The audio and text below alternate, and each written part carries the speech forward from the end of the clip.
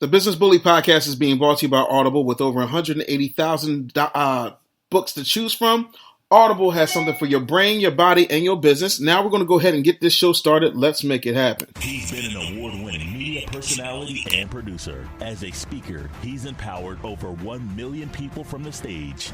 Now one of the leading business coaches and brand experts is taking over the world of on-demand audio. It's the Business Bully Podcast. Now here's the Business Bully himself, Dave Anderson.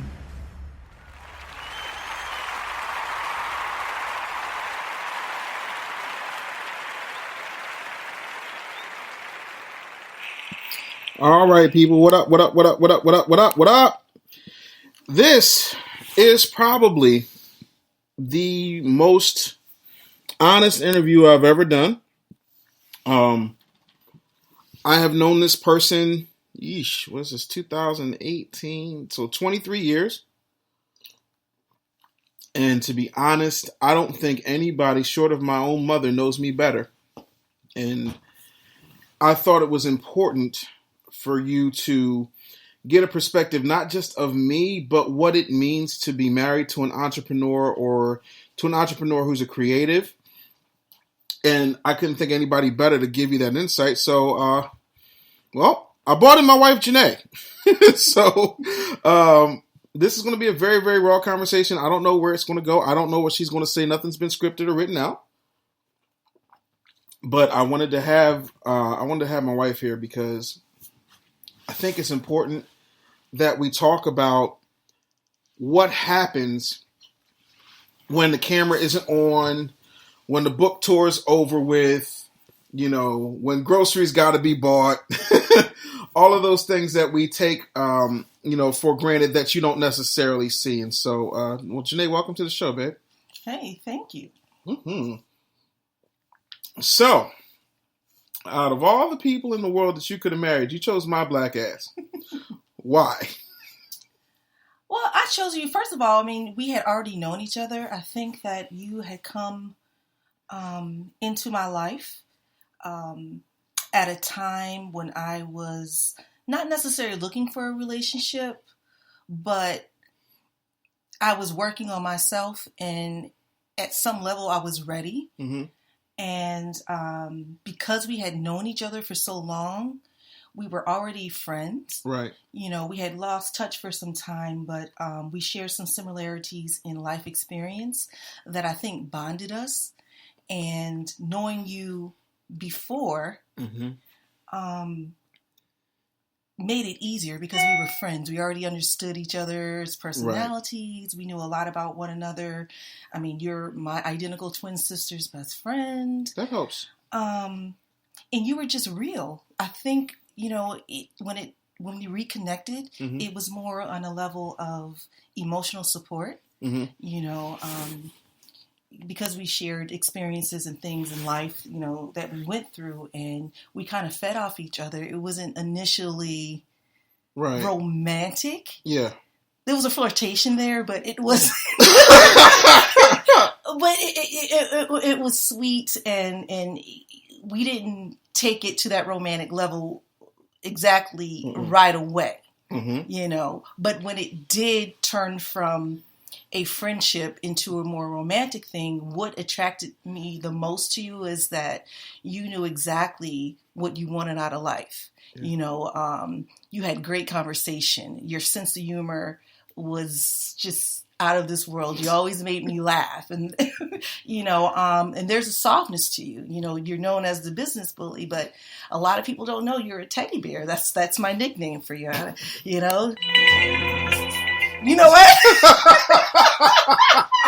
That sound effect. But, and you had a plan. Yeah. That was refreshing. Anybody who knows when you're single and you're dating, people are crazy as hell. You're like, what? And so I think you came, with a plan. And for me, it was so refreshing. You knew exactly what you wanted from me. Mm-hmm. You stated your intentions, and you have done everything that you said. And another thing that really gravitated me toward you as well, it was, I was a single mom. I had been raising my daughter at that point, which she was about 11. Yeah. Yeah. And you accepted her. You know, if someone said, "Oh, that's your stepdaughter," oh, you would be pissed. Still am. You know, yeah. And so, I mean, that's something that meant a lot to me, you know, because you're a single mom and you have things going on. And when you date someone, you want them to accept your child, and you know, then your family was very similar to mine. Yeah. It was just perfect, like perfect timing. Yeah. And all those things meant a lot to me, and I valued them, and it was different than what I had known up to that point. Mm. People think that I'm lying when I said that the day that I met you, I told you who I was and that I was going to marry you. You please tell them that I'm telling the truth. You are telling the truth. You are telling the truth. You always told me that. You always showed a liking to me. But I think when you're young, you don't always present yourself correctly. No.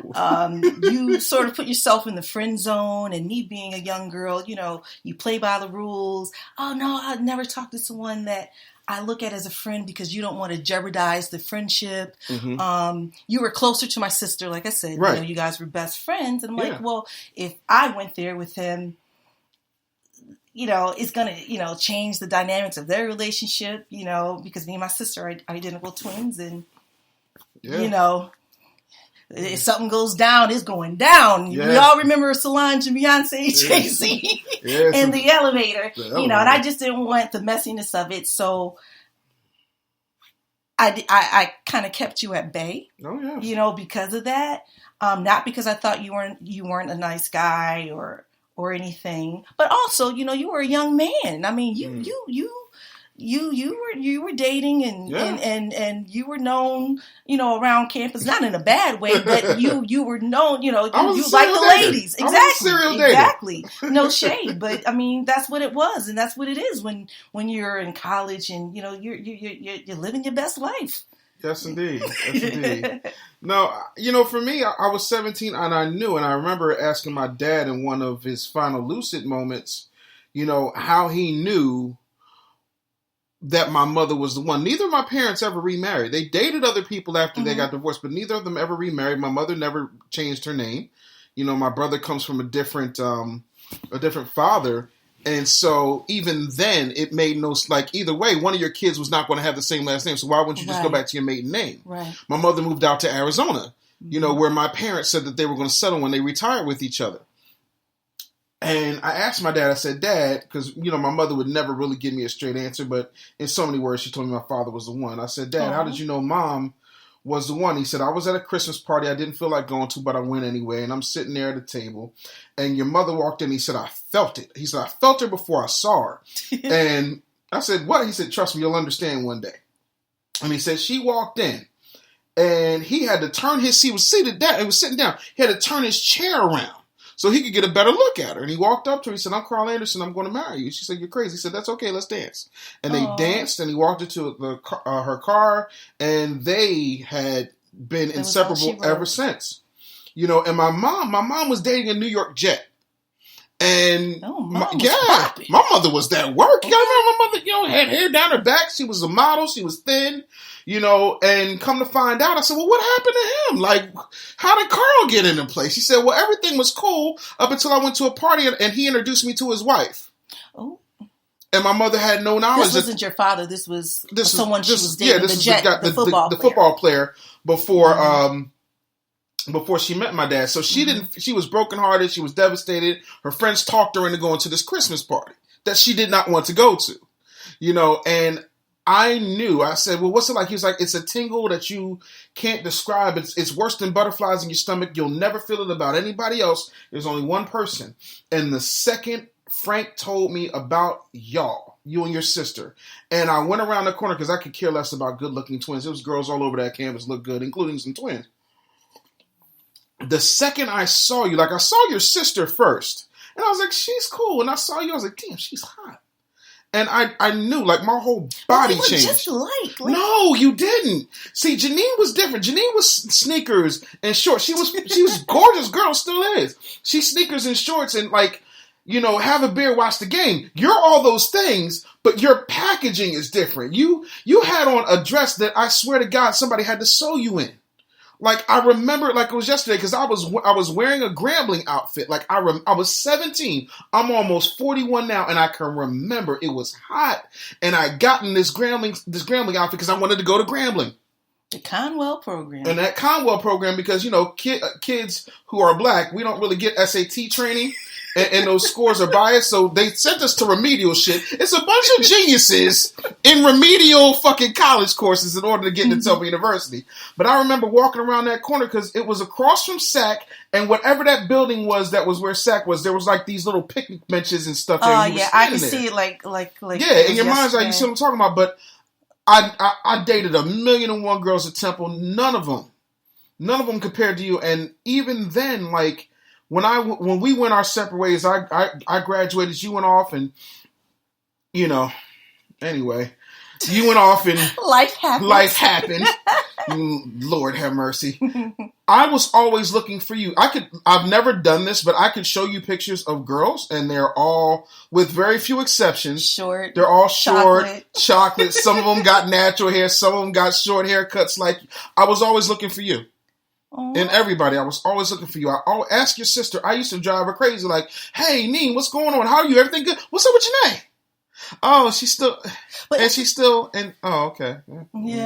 Yeah. Every time you did try to reconnect, we were in a situation. You were married, but we weren't trying to reconnect. Like, no, it was just like, hey, I haven't seen you in years, type of thing. But in the back of my head, I was just like, well, maybe one day, like. I can't be wrong. Line, as they say. Like, I knew I wasn't crazy because I felt that feeling, and I remember I went to the my father was in hospice from the time I was 17 till he died when I was 25, and I went to my dad and I said, I met her. He said, what do you mean? I said, remember that feeling you got from her? He said, you got that tingle all over your body. I said, Dad, I've been around. I've dated 1,000,001 girls. I wasn't one of them. I wasn't a serial fucker. Like, that wasn't my thing. Like, you know what I mean? Just like fucking everybody. Wasn't sticking it in. I wasn't sticking it in, but I didn't like to be alone. Because we're going into shit I didn't expect to go into. But a lot of people know I was molested as a child by women, and for me, sex is one of those things where I felt like it needed to be special, and. Not everybody's had meaningless sex. I'm not saying I've never had meaningless sex, but I wasn't a whore. Like, I wasn't about that, and I was scared to death of AIDS. So I like to date. Okay. The HIV. Like, when Magic got it, I was like, no. Like, nah. So, I knew that there was only so much I could do. But anyway, anyhow, I just knew I couldn't be wrong about what I felt about you. And my dad was like, you're not wrong. He said, look, it's going to happen. It's going to happen. He said, I'll let your mother go all night. She was dancing, doing every damn thing else. And when I went up to her, it was over with. But I gave her enough time. I gave her enough time to see what else is at this party till I came over there. And that's what it is. I felt like, you went and did what you had to do. I went and did what I had to do. And timing was what it was. And you said something to me, I don't know, 2 years into our romantic relationship. You said, I don't think we would have made it if we'd hooked up in college. I don't. We were two different people, and we were finding ourselves. And when you're young, you're dumb. I hate to use the word, but there's no other word that I could, use to describe your mind state sometimes. Right. When you're that young, you're late teens, you're just finding yourself. You have the whole world at your fingertips. Right. You're going to do you, And I think I would have made some foolish decisions and things that are important to me in life now. Probably were lower on my list then. Yeah. Wasn't nobody trying to be, right, committed in a relationship. Buying houses and shit. Yeah, you were worried about yourself, figuring out what you wanted to do in life. Yeah.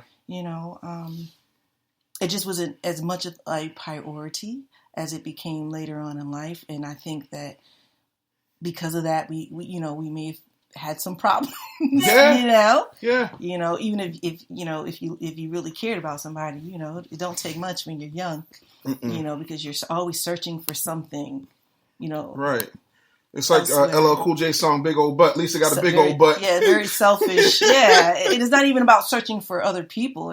Just you're looking out for you first, Right. No, it's But I think, funny. as I say, everything happens in divine order. Yeah. I think God reconnected us when we were supposed to be. Yeah. And for many reasons, because we always laugh, but it's the truth. Yeah. I am the female version of you. You're worse. I tell everybody, I'd rather face me than face you. Ooh. Like, and I mean that, like, you have a toughness about you that, like, I shoot for. Like, a lot of times when I'll do, like, I don't think I've ever had this conversation with, like, Jesus Christ, I hate doing shit like this because now I'm, like, telling you shit and you're like, what?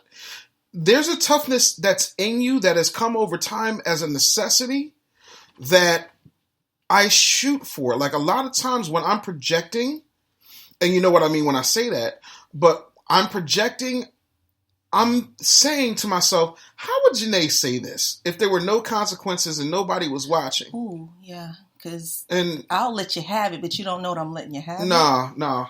You're a lot more direct, though. Yeah, than I am. I am my grandmother's child through and through, like tip to tail.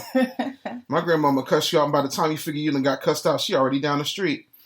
But isn't that, wow, I just kind of had one of those moments. You learned toughness from me, but I've learned softness from you. Boom! But your persona right. is not, it does not come off as soft. Yeah. You tend to be, in your approach to when you speak, you're very aggressive. You can be somewhat pushy. You can be provocative. Absolutely. Have no filter. You say it like you mean it. No. But you are very soft in your approach, and I'm not. No. I've had to learn to become softer, and I think being with you, I have become softer in my approach to life and to things. You know what I mean? Yeah. And it's just a little bit ironic. Yeah, because, I mean, I would say that, like, a lot of people don't realize. People think I'm a liar. Like, I don't want to be out. Yeah. I don't like people. No, we don't like nobody. Nah, like, I like being at home. And the one thing that I will give you, because I was, as an adult, I've never been settled. What do you mean? Here's what I've lived in 17 states.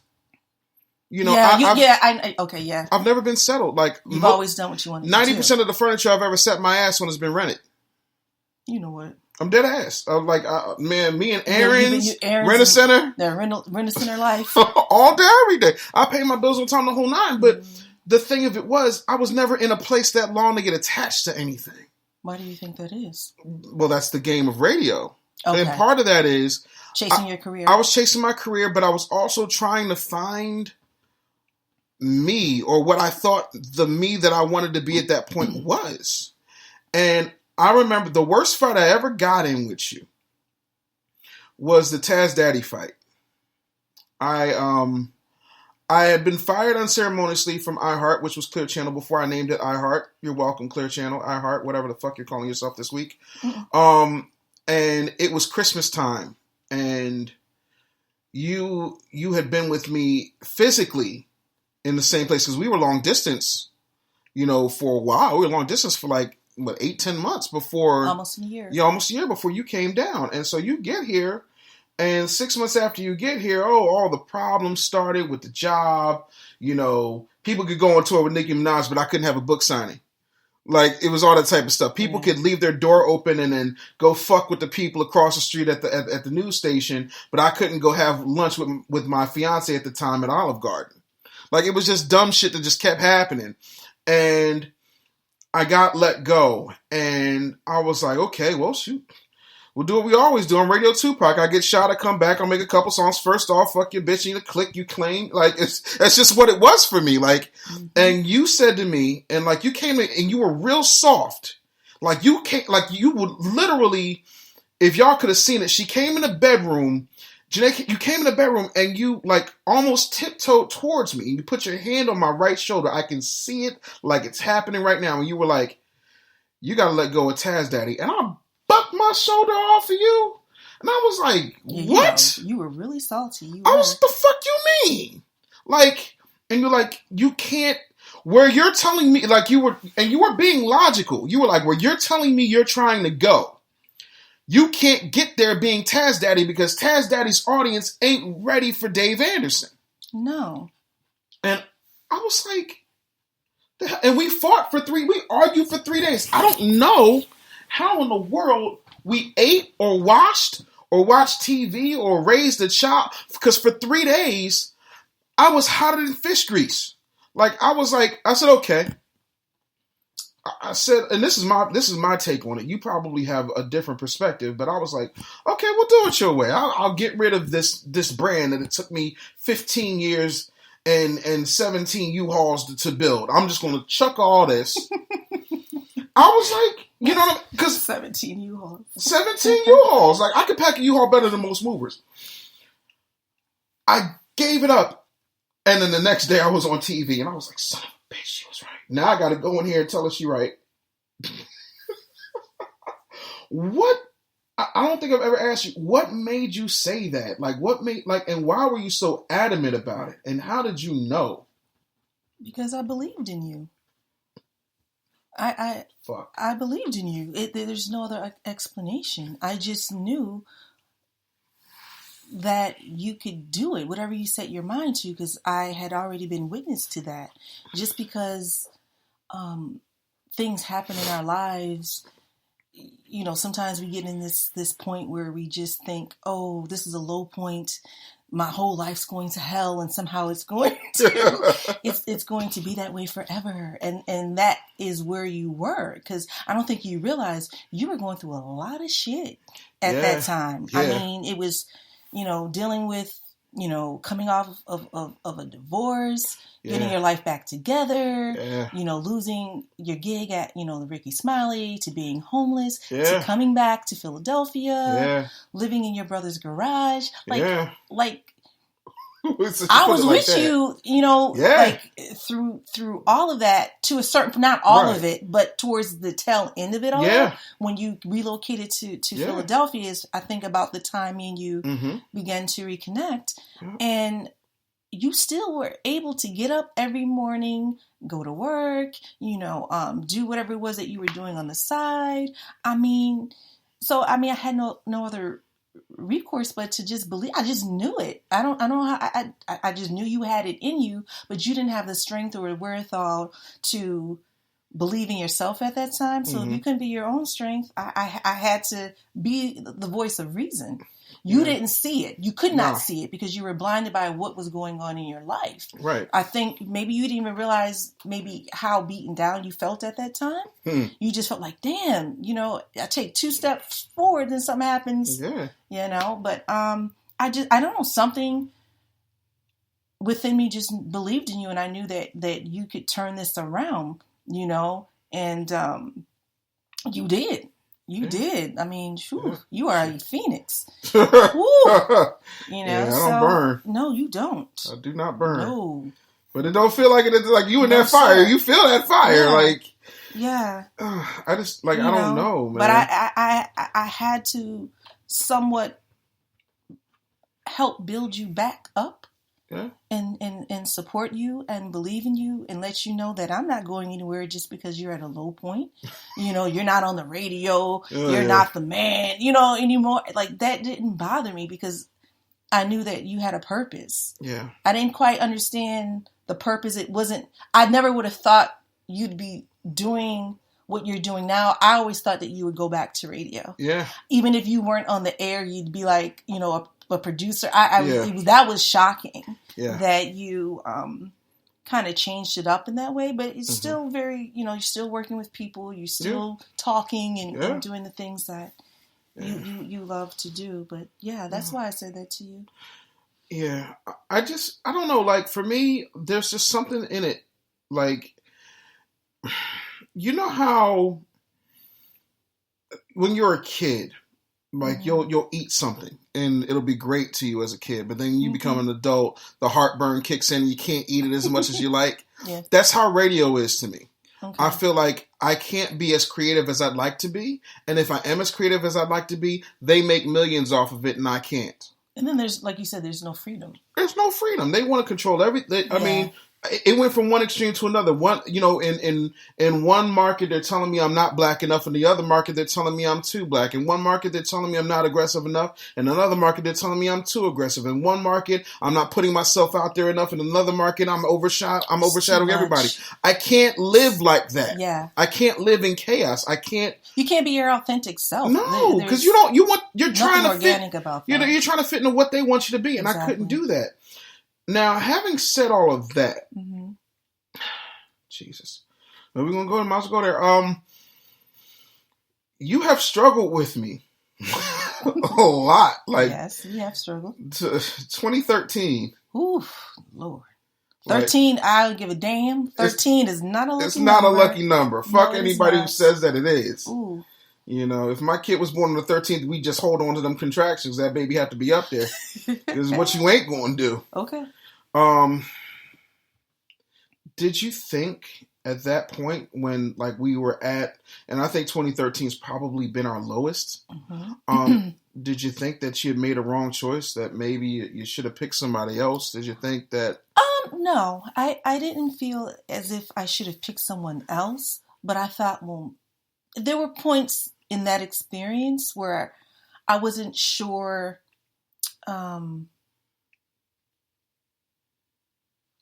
if we were making the right decision in you being an entrepreneur and moving forward, because I'm like, ooh, when your mama buying your groceries and the other mama paying the mortgage, boy, you know what I'm saying? Like, I was like, this is, and I was the one that was working. Yeah, you were working. I wasn't. My checks was only going so far. We got mouths to feed and a mortgage, and we had not yet had the baby. You didn't have a baby yet. But it was rough. So I was kind of like, the whole hell, what? Yeah. For a moment. But in hindsight, I think it made you more creative because hell, you had to figure out it's either sink or die, and you knew. At some of the times we would get in disagreements about what the hell are we doing? What's going on? Yeah. Your clock was kind of ticking into which direction you were going to take your professional pursuits, and you got on it. You figured it out. It morphed into what it is today. Right. Because you were working, a few gigs here and there. You did about everything, which you Lord, you had a lot of little different jobs. But that's the one thing about you, though, that I could say, you, with all of your parchment, all of the things that you've done in life, you never thought or felt that you were too good to go out there and work. No. You drove for Uber, you did Lyft, you sold organic groceries. Yeah, I sure did. What else did you do? The gutters. Home security. Home security. Yeah. Lord, I don't know. You might have been selling a piece of ass. Hey. I don't know, but but at the end of the day, all jokes aside. Right. You get out there and work now to make it work. But there were times when you were trying to get your footing, it was rough. But 2013 was that year. Anything that could have possibly happened to us happened, and we were really tested. Yeah. But we came through it. We got through it. Yeah. We dealt with it, and it's like leaps and bounds now from where we were, and that humbles me, and it makes me very proud to know that we were there together, and we're still here now together, because that can tear a lot of people apart, because you know what I mean? Like and it's hard, right. And to be sure that this is the right decision, because it's like, am I going to choose my entrepreneur pursuits, or am I going to feed my family? You know what I mean? And you try to be supportive as, the spouse, but sometimes it gets a little bit old in moments. Yeah. And, you're trying to carry things and you got to bring other people in sometimes, which happened for us. Yeah. It got that bad at one point for about a month or two. And oh God. Yeah. But, we made it, Yeah. Oh, we definitely did. Yeah. But yeah. What is the worst part about being married to me now? The worst part? Worst. Sometimes you have an issue with balance. I have a lot of nerves, but you are a workaholic. You really are. Yeah. And I'm not going to beef over you being a workaholic, but at the same time, I wish you would create more balance for you, because I think that sometimes it's very important to have recreation. Yeah. Like, to do something for you. Right. So here we go. You know what I mean? We go. You're working for everybody, you know what I mean? And to make sure everybody's straight here, but you don't take time out for you. Even sometimes you have downtime. The minute you busy on that, I'm like, if you don't put that damn phone down, like sometimes, like I get it, right. But sometimes you have to breathe. You can't always be constantly, on the phone and letting people just take. That's what you do. That's what you signed up for. Right. But you have to have a moment for your mental health. You have to have a moment to do the things that you enjoy. Mm-hmm. If that's you going for a walk, if that's you getting a cheesesteak, if that's you going to the gym, right. If that's for you doing whatever it is that makes you have that woosah moment, reading a book. You love to read. Yeah. You understand what I'm saying? Playing with the kids, doing things as a family. Sometimes you have to give yourself that time. And I get it, you're in the trenches, and I don't beat you over the head about it, but sometimes I can tell you're tired. Yeah. And that's because you don't take enough time to kind of sometimes push it to the side, because it demands so much of your time. Yeah. And that's the only thing I would say. You're just a busy dude. You're busy, Yeah. There's a lot that, I've learned, like I remember one time, I don't know what it was. It was something.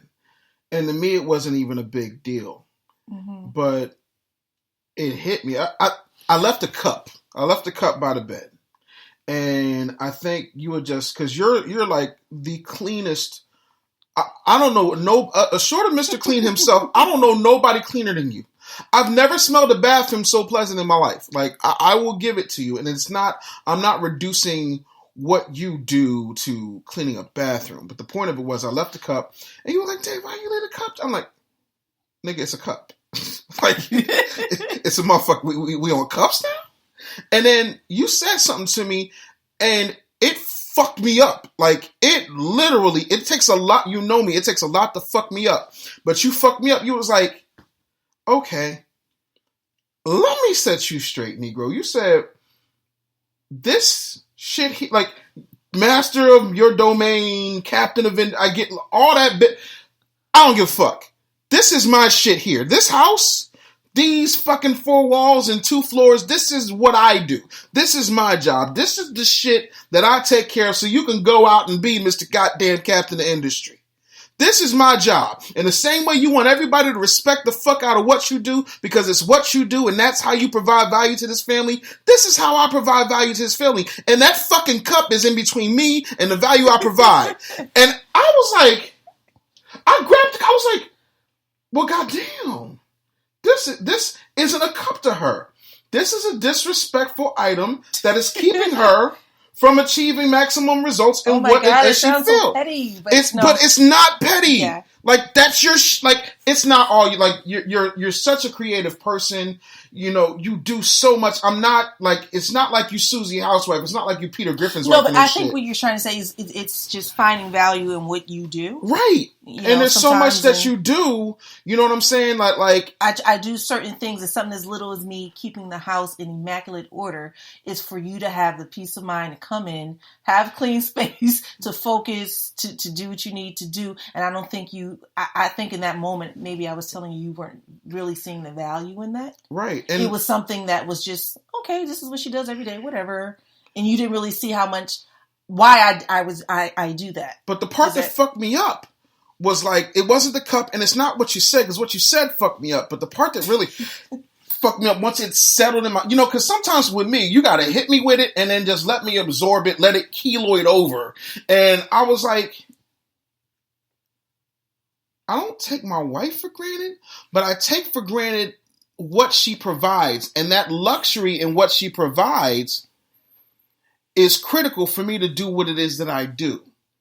And I was like, I'm taking her for granted. Like, not her, but I felt like I was taking a contribution to this family for granted. And sometimes I can get so caught up in my shit and caught up in the no one understands me. I got all this shit in my head that people just won't fucking get for 3 years. And I mean, you know what I'm talking about when I say that I don't think people feel that. And I don't ever stop to think that, damn, maybe Janay feels like that shit too sometimes. Like maybe, there are certain things that you have going on that I don't have a fucking clue about or can't even possibly fathom. As smart as I am, smart as you are, there's certain things that just don't fucking click in that moment. And I was like, I gotta make sure. So like, the other day the toilet got stopped up. So I'm in there, I'm pulling the carpet out the room to make sure that doesn't get messed, the rug out the room so that doesn't get messed up. I'm plunging the toilet, I'm mopping it, and then you came behind me, he's like, I'm smelling something. I'm like, fuck. Like, damn it, I didn't want her to have to do this because I'm trying to show her it's not about the fucking bathroom being cleaned or I didn't clean it good enough, but you smelled something. And for me, I didn't want you to smell it. I wanted you to be like, damn, he really did. I didn't have to go behind him and do this. Not that that's all, like, I don't know if this is coming out, but I want you to know, like, on every level down to the core of my being, and I don't always show it, and I don't always get it right, but I appreciate you because this would not work if I was with someone else, because no one else on this fucking planet wants to put up with my personal shit. Like, I want you to, like, I love you, like, so much. Like, and I don't mean that in a, But that's so fucking selfish. I hate when people say that about, when they're in relationships, especially marriages. What? Like, you gotta let your partner rock. I'm not gonna love everything about you. No. How you do it. No. But I gotta let you rock. You gotta be your authentic self. You gotta learn to be at peace with that. And people get the game, kind of messed up. You have to, you get to a point, I guess, where you have to just accept people for who they are. Because if you're always bitching over what someone does and how they do it, is it really what you want them to be? You understand what I'm saying? Right. Maybe it's more about what you want them to be. You're trying to mold them into something that they're not. Mm-hmm.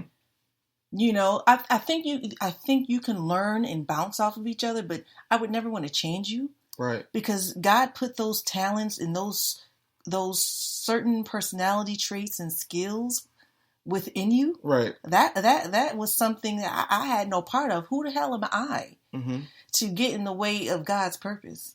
You know what I mean? It gets to a point. Right. And I've had to check myself as a woman, and especially as a black woman. We'll vocalize up on you in a minute.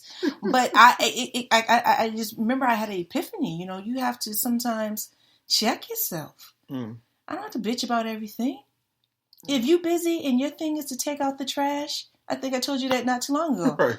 And you just can't do it. God damn. Burst my ass. I can't. I know you don't like it, but if you're busy, I know it's not an intentional thing. I'm not gonna bitch and nag about taking out the trash. Yeah. I'm gonna get my ass up and I'm gonna, I'm gonna take out the trash. Yeah. Big whoop. Are we really gonna turn that into an argument? You know what I'm saying? Which is not an argument for us in our house, but for some people, they argue over the dumbest shit things. And you gotta let people rock. I'm not going to love everything about you. You're a man. I'm a woman. You have the gender issue. Oh yes. We were brought up very similar, but very different. Right. We have our own life experiences, so of course there's going to be conflict. Mm-hmm. It's not about the conflict sometimes or the differences. It's about how you get through that. How do you resolve those things? Right. How do you become okay with not only yourself, but with your partner? You got to accept people for who they are, As they say, come as you are. You got to accept that, because a lot of people say they do, but they don't. Right. People be out here arguing over the dumbest shit, breaking up over the dumbest things. You can't support your partner. Yeah, you get on my nerves. I get on your nerves. There's moments, but but at the end of the day, there's more good than that. So in supporting you through your pursuits, which are very non-traditional. That's one way to put it. Than what most people live. Anybody who lives with someone who runs their own business knows what I'm speaking of. It's very untraditional. Yeah. You have to be able to do that, because if you can't, it's going to be problems. Mm-hmm. It's going to be problems, and you're not going to make it. I can't be nagging you and putting all this extra crap in your head. You understand? Right. It makes no sense. You can't focus. Right. It's going to mess up your creative judge. You have to step back, and sometimes you have to check yourself. But there's also moments where you have to realize too that there's a whole world outside of your world too. Yeah, I got things and shit I got to do. Right. So you got to understand. You've got to understand that as well. Mm. And I think it's been trying in some moments, but I think that we've got it now for the most part, and there's still work to do. Absolutely. Because things are moving very fast for you at this moment, and things are progressing at a rate that we did not expect. No. And that means new challenges. God, yes. And with new levels becomes a whole set of new devils. So you're always adjusting and then readjusting. Right. And that is very challenging, but it could be done. But there's a lot of little minute things though that you have to get a handle on, or you just won't be successful. You have to have someone who's very strong-willed and has a thick skin and can handle things. Like, you can't be weak. No. You know what I mean? Like, you already know if you got to hit the road in unannounced in 2 hours, you don't got to worry about me. No. I'm not scared to drive. I'm not scared to go out and do what needs to be done. If something happens, the car breaks down or something happens in the house, right. I'm on it. If I'm not down there with a wrench fixing it myself, you know what I mean? You need someone who can hold it down, right? So I think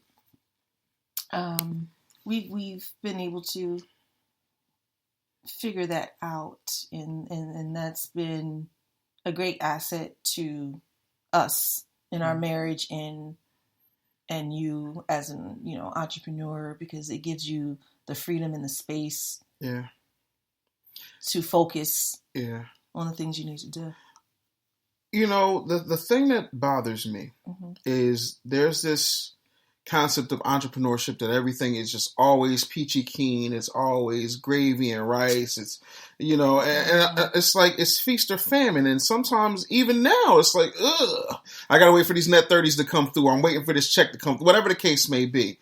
How do you how do you manage that for you? What is that like? I know what it's like for me, but what's it like for you? You got to know what you signed up for. I mean, it's not rocket science. I mean, you got to know what you signed up for. You have to be real. These are real people problems. Even though you have clients have lives too. We're coming up on the holidays. It's what we even got over Halloween. Now we're on to Thanksgiving, now Christmas, and we all know. Mm-hmm.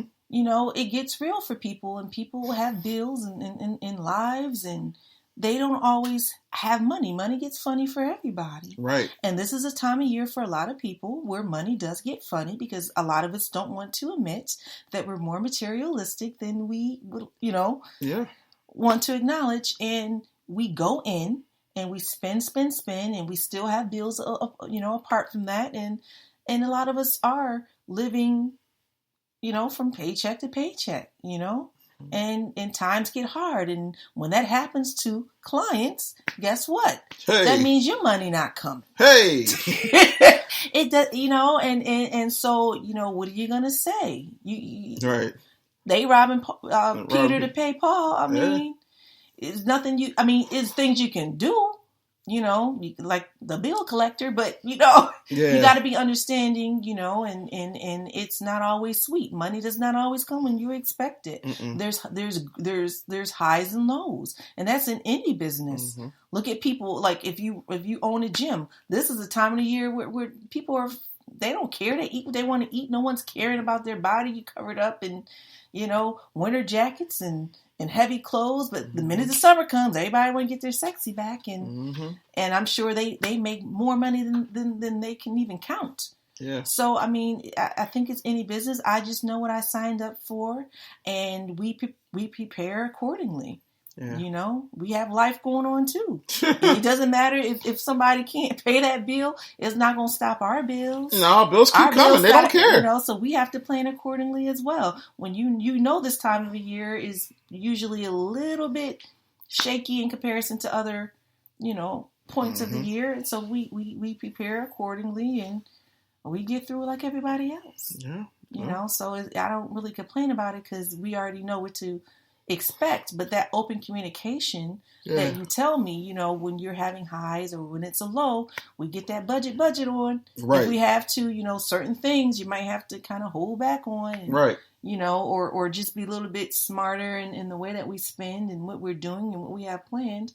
And that's not that bad. I just think it's normal life, life things, like anybody. I don't care how much money you have. You should always be very conscious of what's coming up the road. You have a plan, a financial plan, and to prepare for the ups and downs, Yeah, no, it's definitely important. Mm-hmm. Did you think that this, like we went through some shit, like even with trying to have the baby, like we've been through it, man. Like, did you think that, not that, we're, living on the French Riviera or nothing, but did you think that we'd ever get past all of that shit? Yeah. You always do. Life happens. You always get through it. Mm-hmm. You don't always feel that way or see the light sometimes when you're in it. Mm-hmm. But I always know, you always have those moments where, you know what, this is rough, but this too shall pass. Right. We're tough cookies, and I knew we'll get past it. It's not nice sometimes when you're in it, but of course. Yeah. Sorry. Just sorry. Because no, there's certain things, and I have a guilt complex too. Oh, let's talk about that, because I'd be remiss if we had this conversation. We didn't talk about my guilt. I don't like spending money on myself. I think it is just the biggest waste of anything. I think it's the most irresponsible shit on the face of the planet. Like, I literally start to itch and get goosebumps almost. To treat yourself? Yeah. Like, think about it when we were going to the family wedding.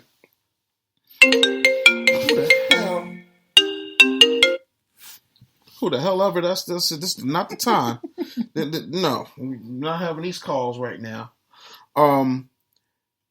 When we were going to the wedding and I went and, got new clothes and whatnot, I must have spent, it was $1,000. And for me, that's, it's not the end of the world to spend $1,000, but it was the end of the world because I don't spend that type of money on myself. And then, all of y'all, you, the kids, they were like, yeah, you should have. And I'm like, oh my God, you people don't get it. Like, I'm always waiting for the other, I shouldn't live that way because I'm not a negative person. But I'm always waiting for the other shoe to drop. Like, and you're like, you got to treat yourself. You got to treat yourself. You work hard every day too. But I'm like, yeah, about the kids, about you. And you're like, yeah, we're going to be all right. Just go do something. It's like you're always pushing me to get out of that. But I feel guilty. I don't know why you feel guilty. You should always treat yourself. You work very hard. There's nothing wrong with treating yourself sometimes. That goes right back to what we were talking about earlier, where you sometimes just don't take time out for yourself. You should always reward yourself. Mm-hmm. If it's a drink, if it's a vacation, if it's buying a new pair of glasses, if it's you going to, get your beard in a haircut shape, like something that makes you feel good and makes you appreciate all the hard work that you've done. You've earned it. There's nothing wrong or selfish about that. Mm-hmm. And you don't always see it. I don't know. You just, I think you're so focused on taking care of family and paying bills and I think that's a man's burden. Yeah. Okay, I go spend and drop a couple grand here and something happens. Like, it's like you think your priorities are all fucked up. Exactly. I'm like, dude, your priorities aren't fucked up if you go buy yourself a jacket, a hat, some shoe. Right. Seriously, like sometimes, and it's not something that you do, a whole lot where I can say, okay, your priorities, you're a little bit too materialistic. You're not that guy. Nah. You're very practical. You love your t-shirts and your jeans, you're not that. You're not really that dude. Mm-hmm. So anyway, sometimes I don't understand that, but everybody's got their thing. Yeah. And I'm a mom, as a mom, I'd be the one, looking like a, back, before my kids, or, I always, want to make sure that, they're fresh or they have the things that they need or do the things they want to do. And I'll keep putting myself off. So I kind of get that. I understand it, but there's still moments where I'm like, this is mommy's time. Uh-huh. I'm going to go in this bathroom. I'm going to light these candles around this bathtub. Please leave me alone for an hour. Good and bye. Right. So, it's whatever that thing is, but you have to feel comfortable doing things that are uncomfortable for you. And the more that you do that, I think you'll begin to feel different. Yep. And you felt real good. You were feeling yourself. You looked great. You know, you had your sexy on. You was all dressed to the nines, and you're getting compliments. And it was absolutely, you work for that. No, I do. It's just like, like for me, it's like, you ever watch a soap opera and like everybody in the soap opera is having a party, like it's the 4th of July or Christmas or some shit like that. Yeah. Good and hell well that this shit ain't gonna last. and sometimes I think that's how I view entrepreneurship. Like there's something around the corner that's gonna, and I shouldn't feel that way, but it's just a necessity. You're playing it safe. Right. I got a lot of nerve, don't I? Yeah, because you are the jump man, Yeah. You're always jumping from, Yeah. That's gotta be nuts. Like, I got this thing now where, by my 50th birthday, I want to do Madison Square Garden. And I told you, I said, I don't know how I'm going to get there. You'll do it. I know I want to do it. I just like the part of it, like, for me, it's like, I don't want to rush the process. I want to trust the process. But I'm like, okay, what's the process? I don't know. I don't think you ever really have a process. I never do. You just kind of fall into it. I don't know how I get it. But it makes sense when you do fall into it. Right. Yeah, I've never really known you to have a process. Now you'll have a plan, but the plan that you make never is the actual plan. That's never how it goes. You feel me? It's never how it goes. It's like never. And then, like, how you originally planned it. The fucked up shit for me sometimes, is that I have, like, I used to say to you, if I could just make 50 grand, or if I could just make 100 grand, and every problem will be solved. And then you get there, you realize, like, fuck. Ain't nobody tell me about these 100 grand problems. Well, like, didn't Biggie Smalls make a song? Yeah, he showed. Oh, I told Puff it's small money's small price how it is. More money, more problems. And it's the funniest thing. It's always something. There's never a final level. There's always some more shit to do. There's always some more shit to get. And I'm saying all this to say that I'm happy that I have you to keep me grounded, because if I didn't have you, like, I'd be all over the place. Or if you didn't give me the latitude to be like, okay, well, go do that. Well, I think we balance each other because, see, you're the risk taker. And I'm the more level-headed, reasonable one. Yep. I'm like, sir, nigga, do you realize, like, this is 18 stories up? You can't jump without a parachute. You know, like, wait a minute, there are elevators in fire escapes you can use to get from the 18th floor down to ground zero, sir. You know, and sometimes I have to be that person. You know, but I'm like, bitch, I'm Batman. Yeah. You know, like, I'll figure it out. Like, yeah, but, you know. Yeah. But, you know, at the end of the day, you have to do things in the way that you need to do them. And I'm just here, you know, to support and, you know, hope, you know, have your back, you know, and be that voice of reason when you need a voice of reason. Right. You know, that's it. Yeah, pretty much. You know, thank you, because a lot of times, like, you are, you know, like the song says, it must have been cold there in my shadow. You know, you're the background in my foreground. You know, you are the wind beneath my wings, and I love you, and I'm going to go upstairs and take a shower and do unspeakable things to you right now. But before I do, I love you. Like, there's never been, and there will never be anybody as perfect for me as you are. You know, and as flawed and as fucked up and as stubborn and as stupid as I can be at times, you know, you get me. You get my version of genius. You get everything, almost everything, because there's some shit that about me I don't even fucking understand.